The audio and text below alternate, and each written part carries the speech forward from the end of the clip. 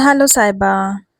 आज साहेबा निघालाय ऑफिसच्या आउटिंगला आणि कुठेही जाण्याआधी मी मेक शुअर करते की त्याला खूप छान असं ब्रेकफास्ट बनवू. आणि आजचं जे मी ब्रेकफास्ट बनवलं होतं हे त्याला खूप आवडलं. Even yummy. तो त्याला सगळ्याच माझ्या रेसिपीज खूप आवडतात. तो माझं मनापासून कौतुक करतो. म्हणूनच मला नवीन-नवीन रेसिपीज ट्राय करायला आणि त्याला नवीन-नवीन गोष्टी खाऊ घालायला खूप आवडत असावं.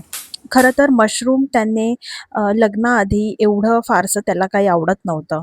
पण जसं-जसं दिवस सरत गेले तसे मी मशरूम्स आणायला लागली आणि मला मशरूम पर्सनली खूप आवडतं.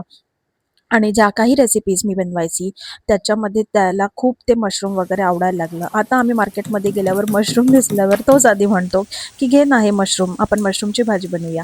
आणि त्याला आवडतंय आणि मला बनवायलासुद्धा आवडतंय. म्हणून आज विचार केला, की चपाती भाजी रोज तेच-तेच प्रकार खाऊन मीही कंटाळली होती आणि तोही.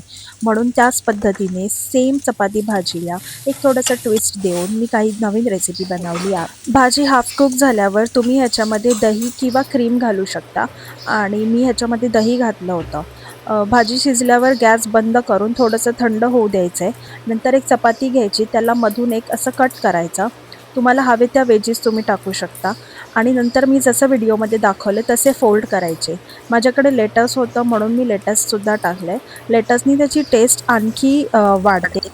आणि शॅलो फ्राय करून मास्टर शेफच्या काही प्लेटिंग स्किल्स आठवत असतील तर त्या बिनधास्त करून घ्यायच्या. आणि मी निघाली माझ्या माहेरी जायला. बाय. Thank you.